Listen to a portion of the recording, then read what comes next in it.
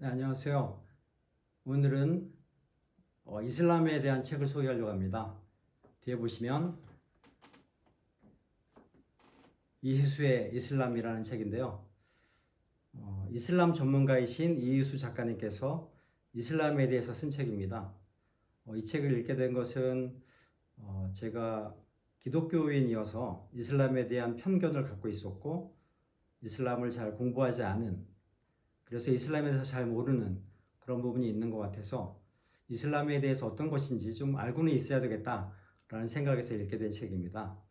우리가 어떤 것에 대해서 생각하고 또 문제를 제기하고 그것을 객관적인 시각에서 이해하기 위해서 공부를 하지 않으면 우리는 그 어떤 것에 대해서 누군가가 만들어 놓은 왜곡된 이미지로 그것을 인식하고 있을 가능성이 큽니다. 이슬람에 대한 저의 인식도 바로 그런 것이었습니다. 어떻게 보면 다른 사람이 만들어 놓은 왜곡된 이미지를 갖고서 이슬람을 판단한 것이라고 할 수 있는데요. 이렇습니다. 이슬람은 9.11 테러를 일으킨 테러 집단이고 한 손에는 코란, 한 손에는 칼을 이라는 수식어로 이해되는 지하드라는 이름의 성전을 수행하는 집단입니다. 그러나 이슬람이라는 말은 어원적으로 평화, 또 종교적으로는 신에 대한 절대 복종을 뜻하는 말이라고 합니다.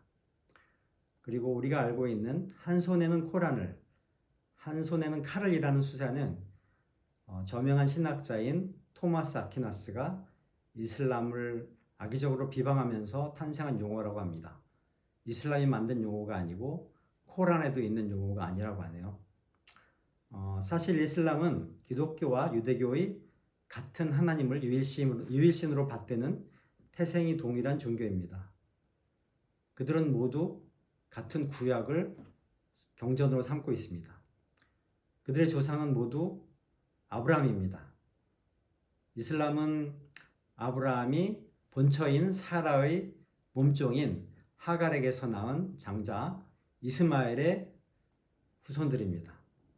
그리고 이스라엘은 아브라함이 이스마엘에 뒤이어서 본처인 사라에게서 얻은 적장자라고 하죠. 이삭의 후손입니다. 그리고 기독교는 아브라함과 다윗의 후손인 예수를 신과 동일시하면서 삼위일체라고 얘기하고 예수를 인간 원죄의 대속자이면서 부활하였고 승천한 후에 심판을 위하여 재림할 것이라고 믿는 신앙입니다. 반면 유대교는 예수를 전혀 인정하지 않습니다. 신약은 전혀 인정하지 않고 구약만 그들의 경전으로 인정합니다. 그리고 이슬람은 예수를 인정하지만 예수는 신은 아니다. 그리고 부활도 없었다. 대속자도 아니다. 예수는 단지 무함마드와 동일한 예언자이다. 이렇게 보는 것이 이슬람입니다. 그리고 무함마드가 받은 계시인 꾸란을 중요시하면서 이를 따르는 것이 이슬람입니다. 이슬람은 서기 711년부터 1683년까지 근 1000년 동안 스페인, 이탈리아 남부, 아프리카 동부, 중동 전체를 지배했다고 합니다. 유럽이 중세 암흑기를 거치는 동안 이슬람은 문화적으로도 과학기술적으로도 찬란한 문명을 꽃폈다고 합니다. 이러한 이슬람의 문화가 십자군 전쟁을 통해서 유럽에 전파되게 되었는데 굉장히 유럽이 놀랐다고 합니다. 그리고 이슬람의 이런 문화가 유럽의 르네상스를 촉발시키는 그런 계기가 되었다고 합니다. 그리고 십자군이 예루살렘을 점령했을 때 모든 유대인과 이슬람을 몰살시켜 버렸는데 예루살렘을 다시 정복한 이슬람의 살라딘은 기독교인을 모두 살려서 돌려보냈다고 합니다. 그리고 이슬람이 서구 열강의 각축장이 된 것은 20세기 초반 중동 지역에서 석유가 발견된 이후입니다. 석유를 확보하기 위해 서구 열강들과 다국적 기업들이 석유 자원을 독점하게 되었습니다. 이후 70년간 배럴당 유가가 $2 수준을 유지하면서 석유 열강들의 산업화와 경제 발전에 막대한 기여를 하게 되었다고 합니다. 이러한 구도는 중동 국가들이 자체적으로 산유국 연합이죠. 오페크를 발족시키면서 달라지기 시작했다고 합니다. 중동 국가들이 자신들의 석유 주권을 되찾은 것이죠. 이때부터 중동은 강대국들이 석유를 안정적으로 확보하기 위하여 다투는 전쟁터가 될 수밖에 없었습니다. 우리가 익히 들어 알고 있는 알카에다, IS, 탈레반 등의 단체는 모두 강대국들이 서로 석유를 두고 이권 다툼을 벌이는 그런 와중에서 만들어졌고, 강대국들의 지원을 받아서 각국의 이권을 대리하는 그런 단체로 만들어졌습니다. 이것이 9.11 테러를 계기로 엄청나게 달라지게 되었는데요. 테러와의 전쟁이 선포되어 아프가니스탄과 이라크가 전쟁터가 되고 말았습니다. 많은 민간인들이 희생당했고 난민이 되었습니다. 이들이 유럽 각국 그리고 미국으로 이주하게 되었는데, 유럽 각국과 미국으로 이주한 이슬람 사람들은 그 사회의 발전에 밑바닥에서 굉장히 기여를 하고 있지만 아직 그 사회의 일원으로 대접받지 못하고 있다고 합니다. 특히나 기독교와의 대립으로 인해서 화합이 굉장히 어려운 실정이라고 합니다. 우리나라에도 약 4만 명 정도의 이슬람이 있다고 합니다. 그리고 우리 문화에 대해서 굉장히 우호적이라고 합니다. 우리는 지금 출산율 0.86%의 심각한 인구 감소 위기 상태에 처해 있습니다. 적극적인 이민 정책을 통해서 인구를 증가시키지 못하면 일본처럼 인구 고령화로 인한 노동력 부족과 경기 침체의 긴 수렁에 빠지게 될 수도 있습니다. 이슬람은 인구가 19억 명이고 57개국이 속해 있는 거대한 문화권입니다.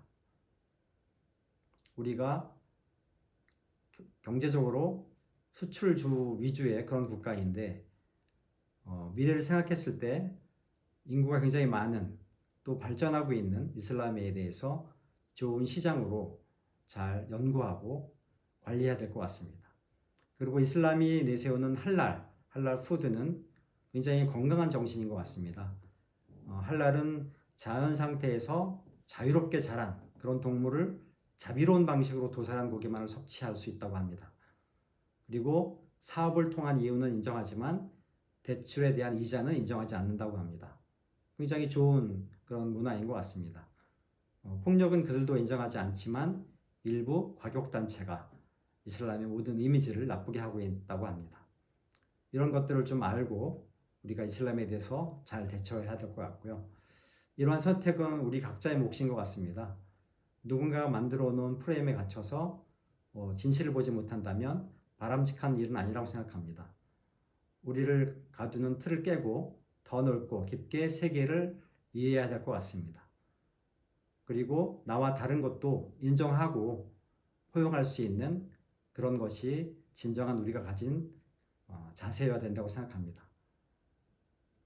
그것이 이 지구상에서 우리가 평화롭게 그리고 더불어서 공존할 수 있는 그런 정신인 것 같습니다. 사람과 자연이 하나이듯이 사람과 사람도 하나가 되어서 서로를 이해하고 서로 돕는 그러한 세계가 평화로운 세계일 것 같습니다.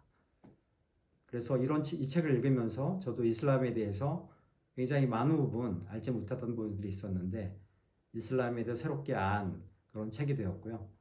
그리고 인구가 19억이나 되는 57개의 나라들이 속해 있다는 것도 굉장히 놀라운 그런 사실이고, 인도네시아나 말레이시아나 많은 나라들이, 동남아의 많은 나라들, 중동의 많은 나라들이 이슬람 국가권에 속해 있고, 그들을 잘 알고 그들을 잘 이해하고 경제적인 파트너가 되려면 이런 문화에 대해서도 우리가 잘 공부하고 이해해야 될 것 같습니다.